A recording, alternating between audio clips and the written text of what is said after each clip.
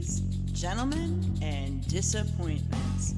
We are coming to you live from the Woman Caves in New York and Connecticut. My name is Leslie. And my name is Melissa. And we are Verbally Disastrous. This podcast is copyrighted through the U.S. Copyright Office as well as the Writers Guild of America.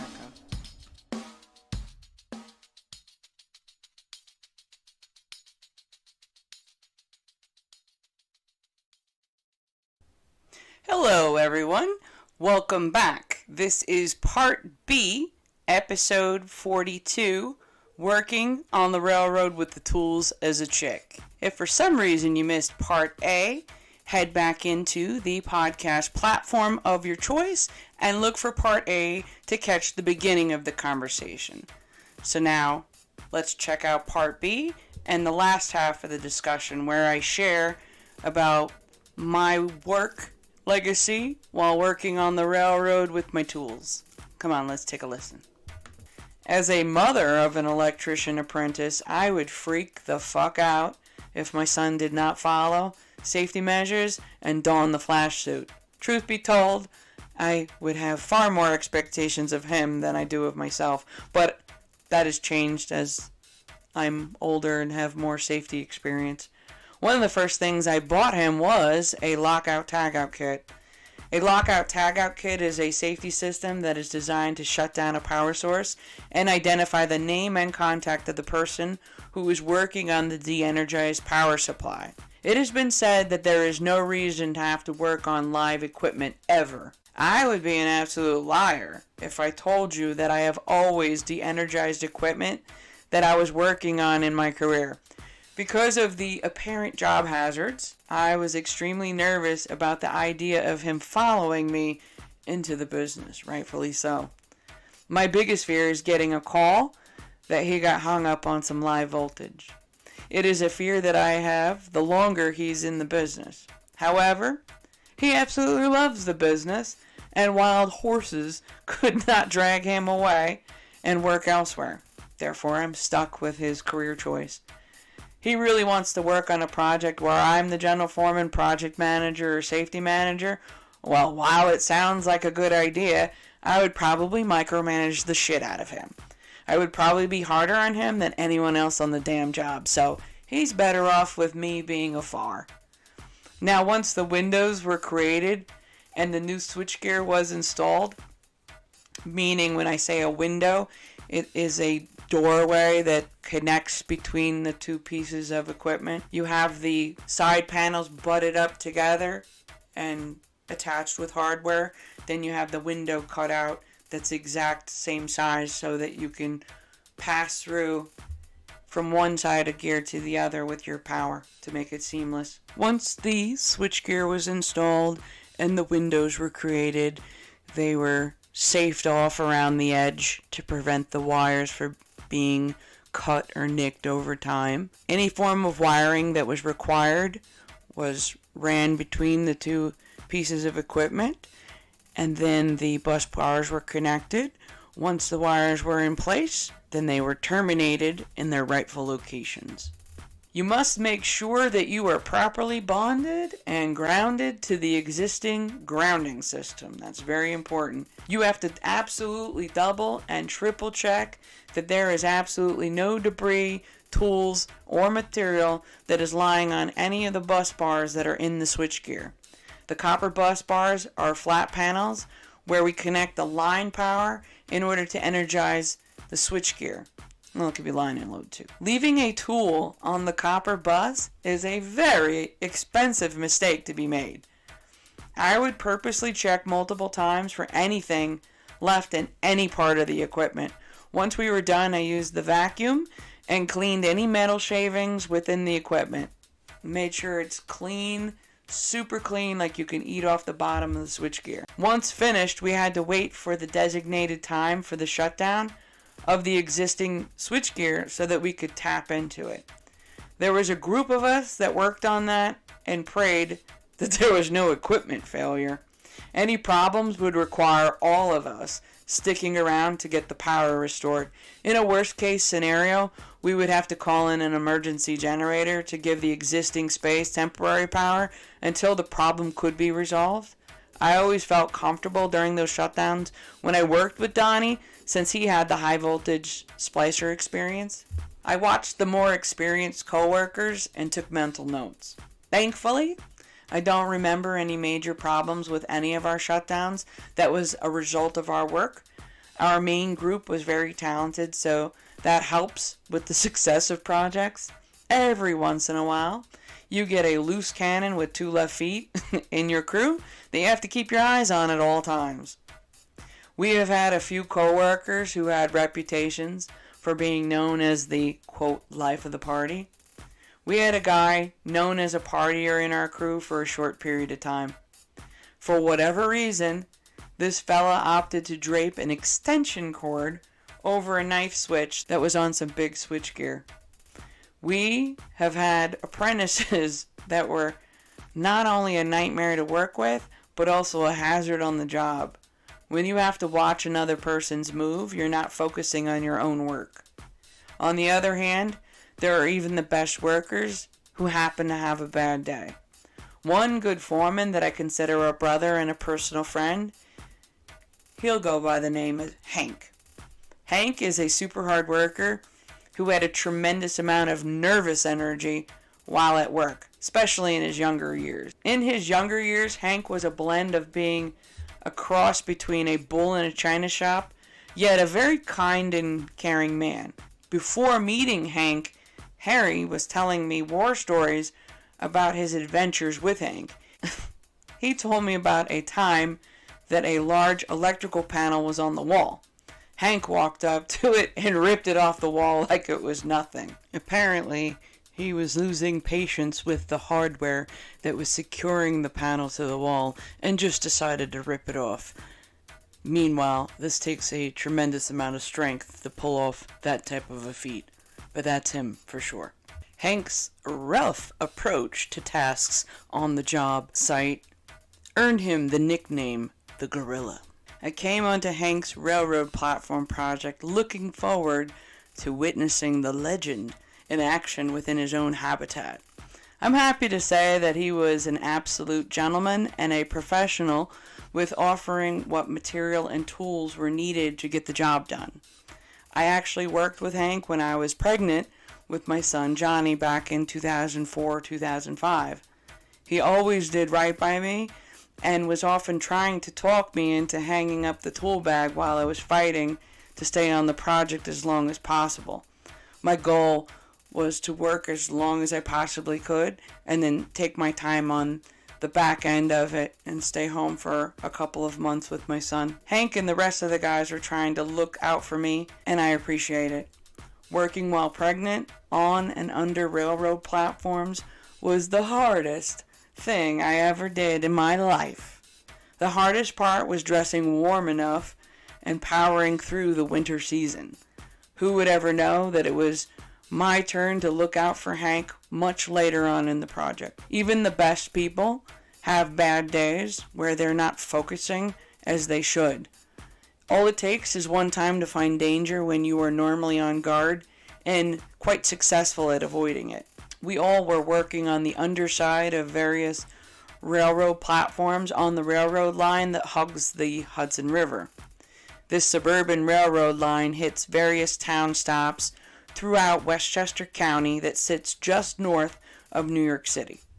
One morning, my coworker and I were working under the platform along a track that was shut down so that we could work safely. Our track manager told us that we had to shut down our work area, pick up, and get under the platform. We had to wait until a local train came through before going back to our previous work area. My partner, Frenchie, and I were perched under the platform, waiting patiently for the track manager to give us the green light to go back to work. While Frenchie and I were under the platform, Hank joined us under the platform while on his cell phone. Frenchie and I were doing our usual cracking jokes and breaking each other's chops during the downtime. Hank somewhat interrupts our joke flow with his raised voice and increased frustration. At the time, we assumed that he was talking to the office, because who else would he be talking to like that? Whoever was on the phone flustered the hell out of him. Hank folded the phone and started making his way out from the platform and onto the live track. Frenchie and I stole a quick glance at each other and screamed at Hank at the top of our lungs in unison. We both jumped into action and raced towards Hank. Frenchie yanked his left shoulder and I yanked his right shoulder perfectly. These steps were literally taken within seconds of the local train making a stop. If it was an express train, I don't think we could have saved him. The force of Frenchie and I pulling Hank back in caused us to all fall back onto the gravel. Of course, the screaming sent the track manager immediately to our area. Technically, we should not have been under the platform. We should have been up on top of the platform within sight of the track manager. If an accident would have happened, the track manager would have certainly gotten into serious trouble. It took a few seconds for Hank to register that he had just had a near-death experience. By the grace of God, we were able to get his body out of the path of the train. Now, Hank is not a small guy. I'm speculating that Hank's probably about 6'1" at least, and approximately between 220 to 240 pounds. He's a big, solid, muscular man, and the two of us yanked in unison and pulled him back in, and it was a miracle. Like literally within seconds of that train coming in. I gave Hank only a brief moment to catch his breath before I broke his chops. I asked him if he needed to go to the outhouse and check his shorts. He offered a nervous laugh, I will never forget that, and excused himself from under the platform. His complexion turned pale as he was just hit with the impact of what he just narrowly avoided. Later on, he shared that he called his wife, and it hit him about what almost happened.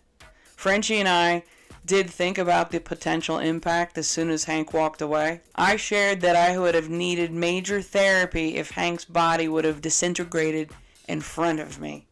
Frenchie's eyes widened at the thought, and he agreed that this thought was intense, but could have very well been a reality.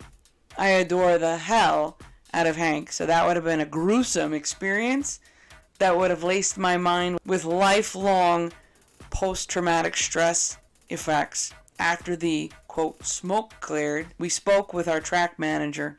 He was deeply concerned about what happened. It would have been a disaster for our foreman, the crew, the track manager's career. It was at that moment when I reflected on the potential impact of the guy tasked with keeping us safe.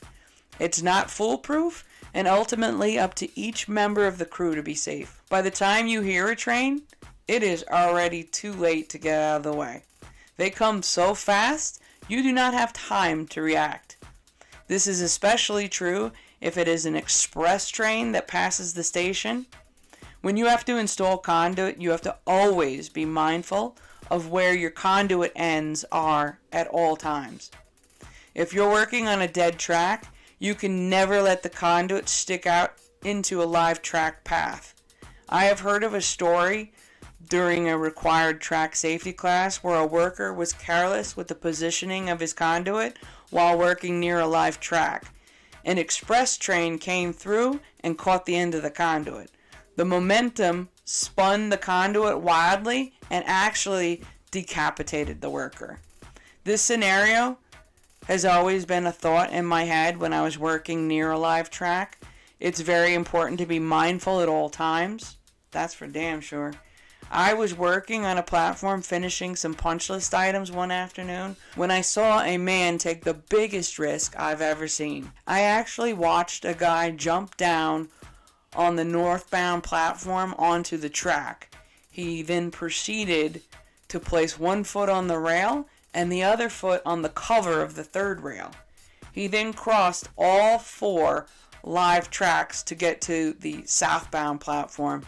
The man had no idea that he escaped death in a few ways with what he did.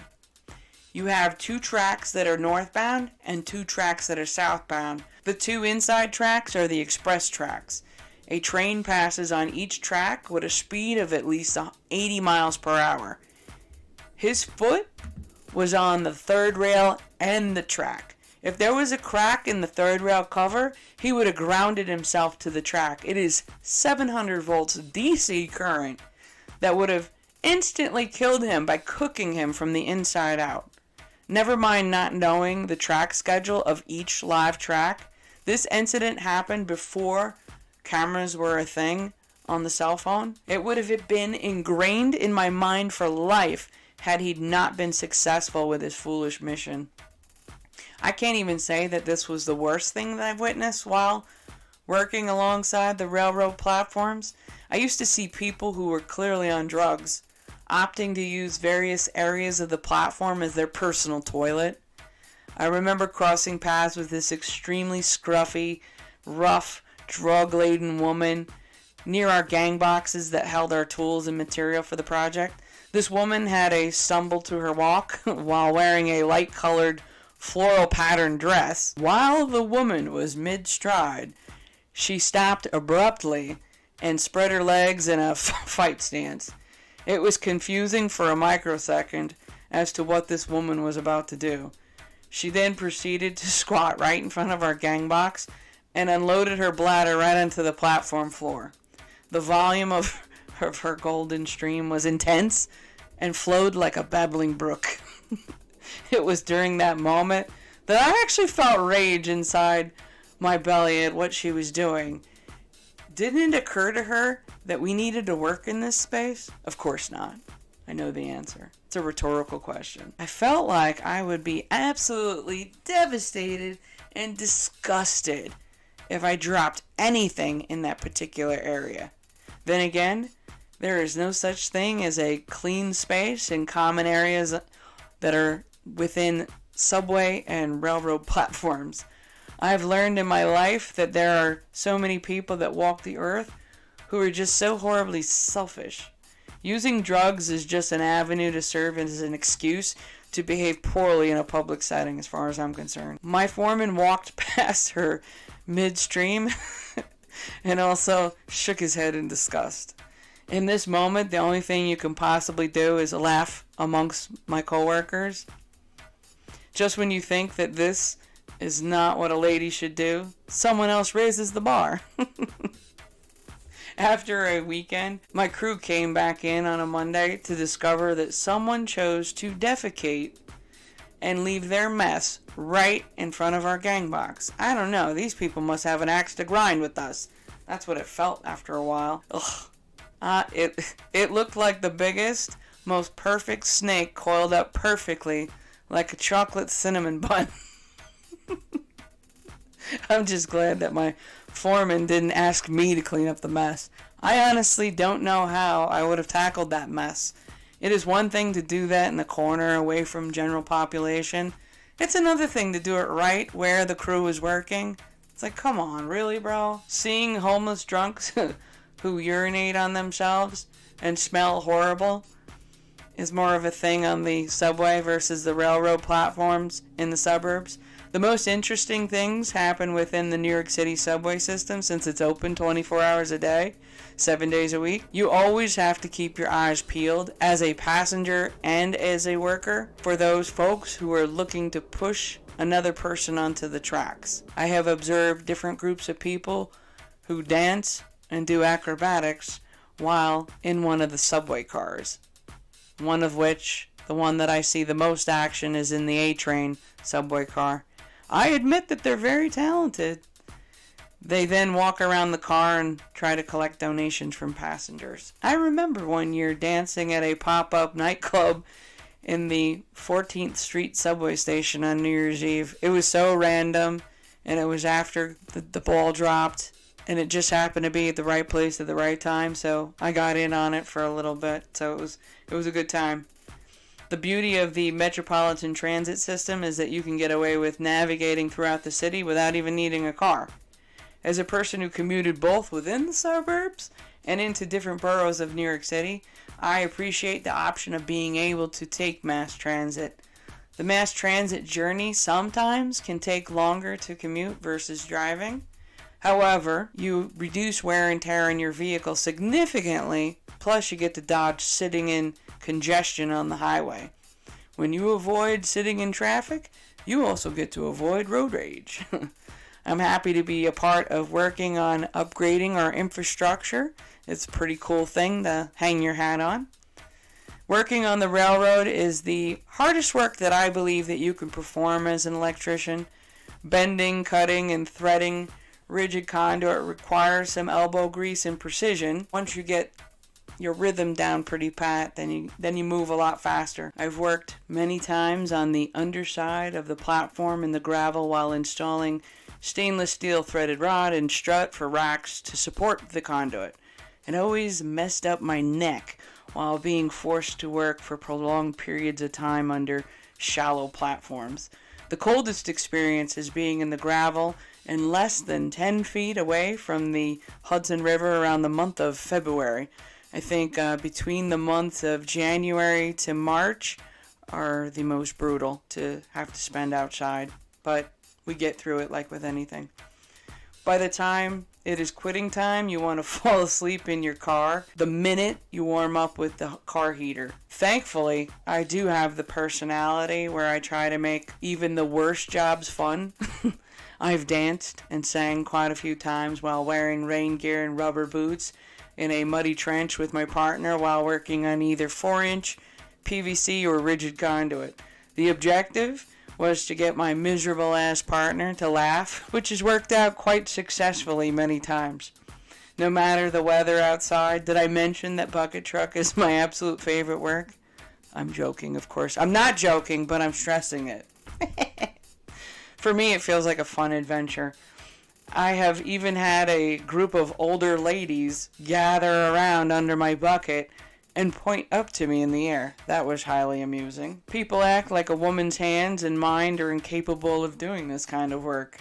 When you're smart and you're strong, you could do any damn thing. That's what my dad always used to tell me. That's why when I was 14 years old, I started moving tractor trailers into the bay for service, 18-wheelers. My dad always used to tell me that when you're smart and you're strong, you could do anything. And then I believed it, so then I just followed suit. It wasn't until years later I got in the union that people started questioning, why are you here, kind of nonsense. I'm like, my dad said I could be here and do whatever the hell I want, so here I am. My abilities weren't questioned when I won the Iron Woman competition in boot camp. My abilities were not questioned when I completed my pole top rescue with a 45-foot pole and a 200-pound dummy, and I did that in under 4 minutes. For some reason, some civilian has something to say. I'm glad that I've allowed that to roll right off my back.